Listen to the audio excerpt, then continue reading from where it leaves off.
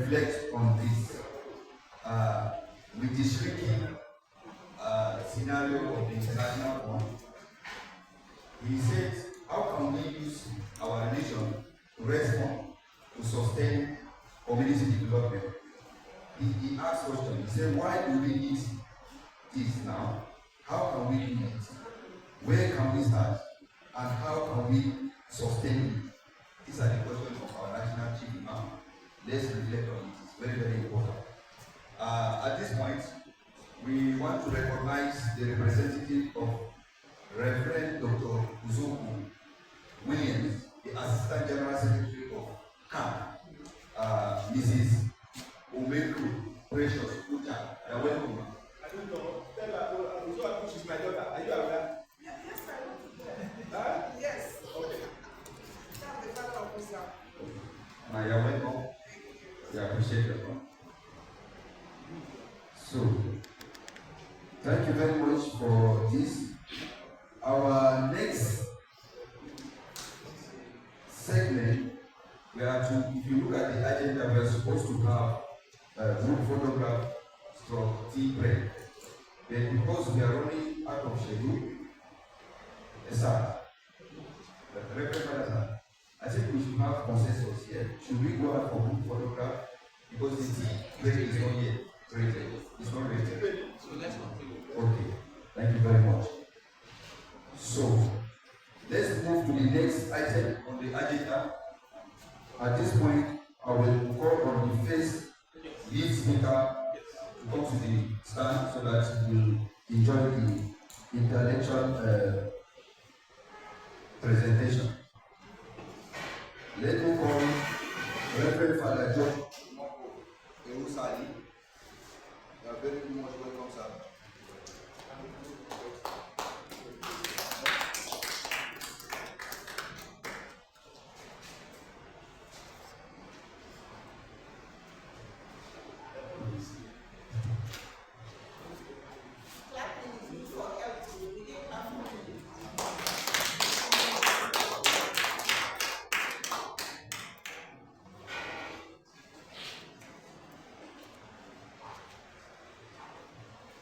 I'd like to welcome you all, join my voice to the voice of the chief now, to welcome you all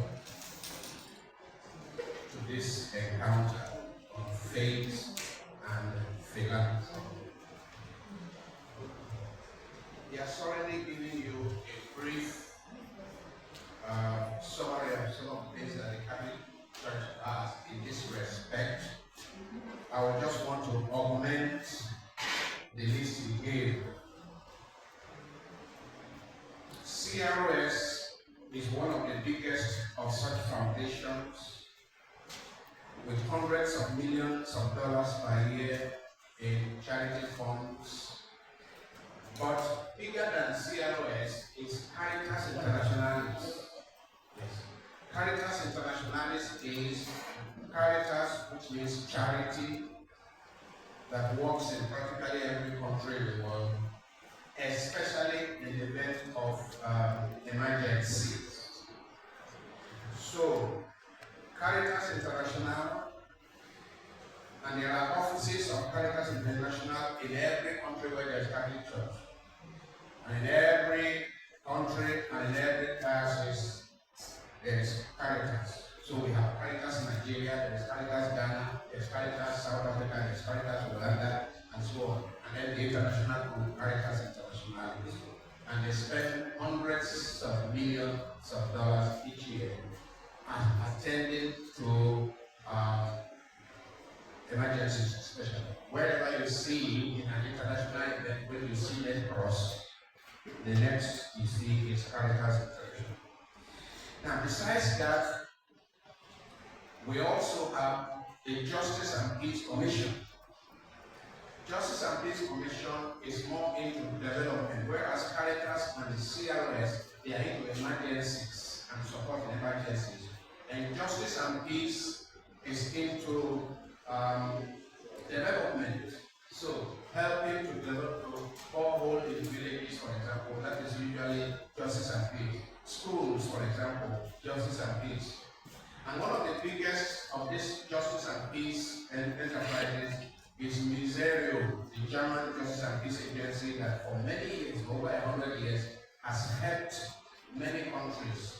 And even in Nigeria, Miserio was highly involved at the beginning in the 90s, supporting pro-democracy forces in this country. People like Olisa Makokwa, Glenn Nwankwo, and a lot of people who are involved in pro-democracy in this country were supported by Miserio in the 90s.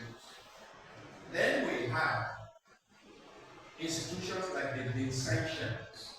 You hear, for example, the kind of problems that they had with Sisters of Charity in the US when they were trying to, under Joe Biden, force religious organizations like Sisters of Charity in their hospitals to make abortion, carry out abortion and that, and the sisters went to court and eventually won, went to the Supreme Court. Sisters of Charity, they have various branches of that across the world, are established for nothing but charity. And they have Daughters of Charity, they have Sisters of Charity, they have Vincentians, and so on and so forth. Then in the Catholic Church, we also have the St. Vincent de Paul, which is like social welfare that takes care of the poor in every small church, in every parish, in the diocese, and so on. St. Vincent de Paul. So in every Catholic church, you are likely to have St. Vincent de Paul group. So somebody is in the hospital and there is no money to pay for the bill, they call St. Vincent de Paul. Those are the groups that will attend to those things. Somebody comes to the church, and it doesn't have to be our member. Just anybody that can arrive to the church and say, I have this problem, my wife is in the hospital about to deliver a surgery, there's no money. We'll just refer the person to St. Vincent de Paul, and if they have enough money to support. Great. So there are so many of these, but let me begin by saying that the Christian religion, or the Judeo-Christian religion, based on the concept of a God who is father of orphans, defender of the widow, and friend of the poor. Psalm 68, verse 5 defines our God as father of orphans, defender of the widow, and friend of the poor. If we serve a God that is the friend of the poor, then there are implications in how we organize our lives. Also, Psalm 82, verse 3 says something similar. Then we read in the book of James. Letter of St. James, chapter 1, verse 27 says, pure, unspoiled religion is this, caring for the widow and the orphan. That is pure, unspoiled religion, caring for the widow and the orphan that represents the poor. Now, in the Gospel of St. John, chapter 6, verse 1 to 13, we see the example of our Lord Jesus Christ himself when he was with people, over 5,000 people, and they were hungry. He performed miracles to feed 5,000 people from 5 loaves of bread.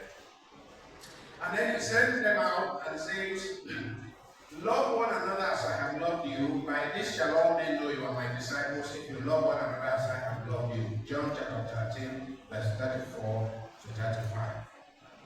And in what we call the parable of the last judgment, how shall we be judged on the last day? It says on the last day, the king will separate men and women as the shepherd separates sheep from goats.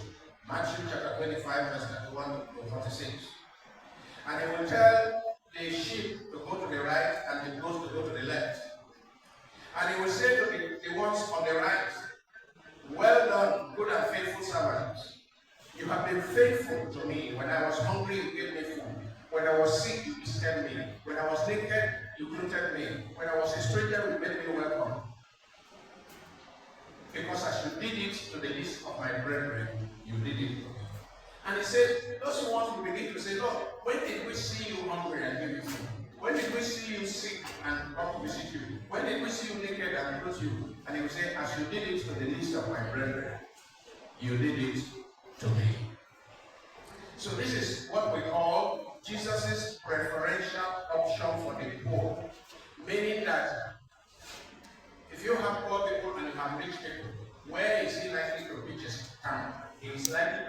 stand with the poor. When a poor person is fighting with a rich person, he's likely to support the poor because the rich are already taken care of. Now, so besides these biblical indications, then there is the church's teaching. In the last 2,000 years, the Christian church has consistently taught what is called the universal destination of the goods of the world. That the wealth of the world, the goods of the world, belong to all the children of God.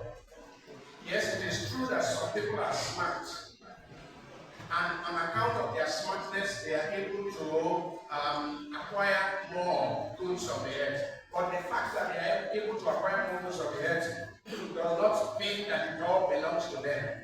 That the goods of the world are destined for all the children of God in the world. Those who are wealthy, therefore, hold their wealth in trust, in stewardship from God, to be dispensed for the benefit of all the children of God, for the benefit of the less privileged. So the fact that because somebody is smart, he is able to amass 100 million naira, does not mean that that 100 million naira only belongs to him and his family. That since everything that we have come from God, and all the people of the world belong to God, then we have an obligation, a religious obligation, to share what we have with others. And there are parables. The parable of the unjust steward.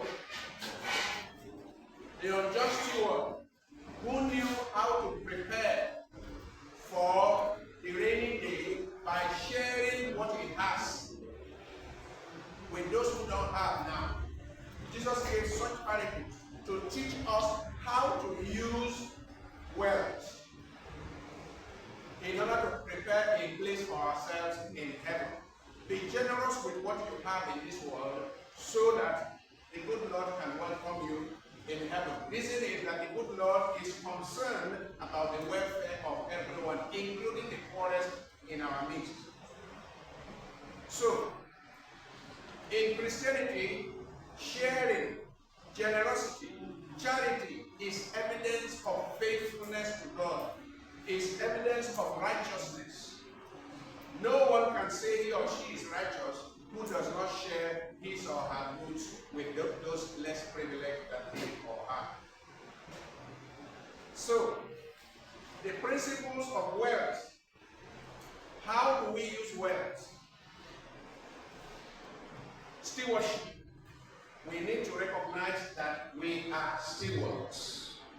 So whatever wealth comes our way, we only hold it in trust. We have responsibility in the dispensation of the wealth that comes our way. We have responsibility towards God and responsibility towards others, especially others less privileged.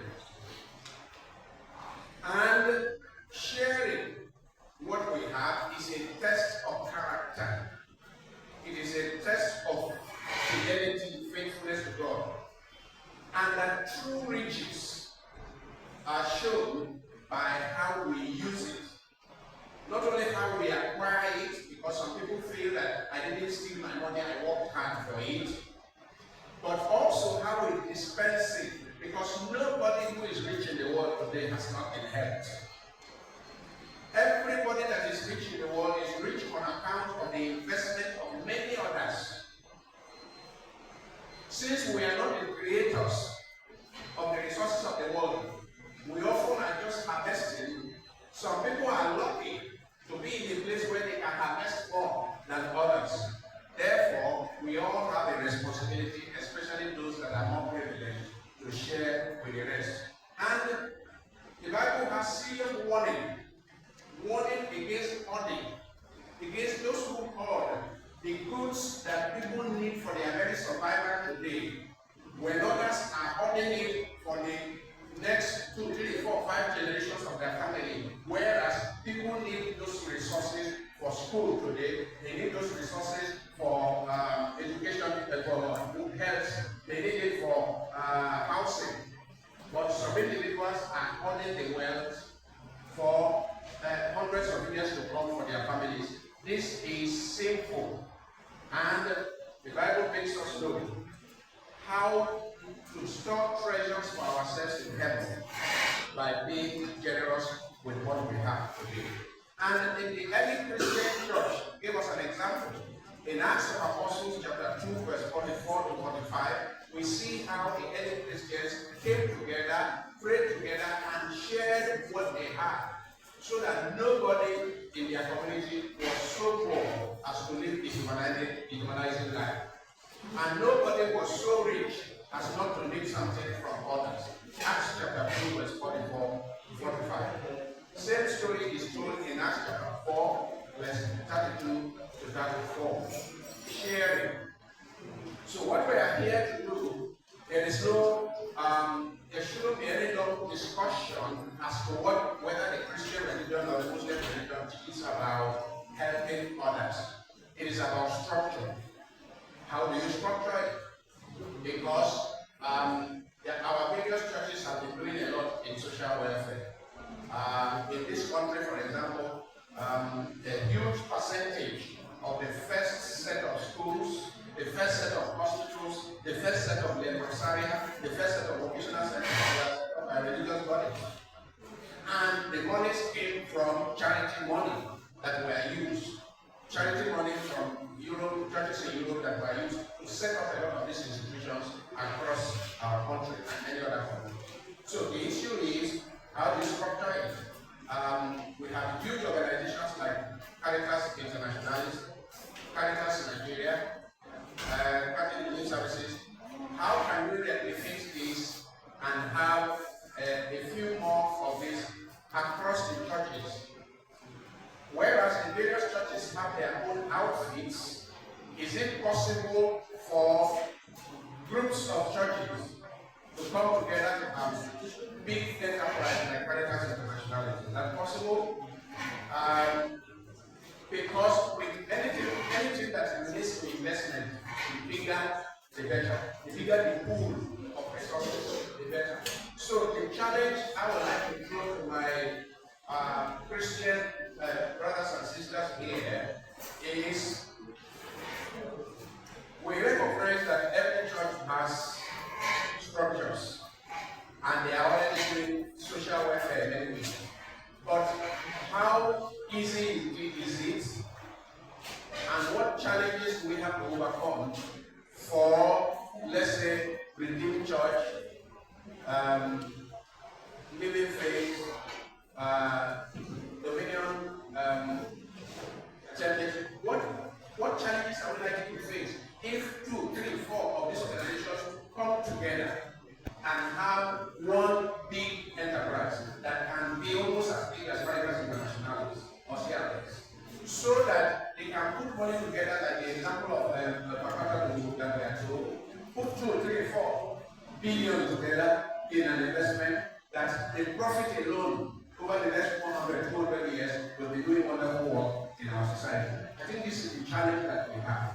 As for the theoretical concept, we all agree. We all agree that we need to have, we need to grow our charity organization to be more sustainable. It is the practical challenge in organizing this into good, sustainable structures that will survive all of us and be yielding fruits for the benefit of our people for years or centuries to come. I think that is what needs to be looked into. Thank you very much.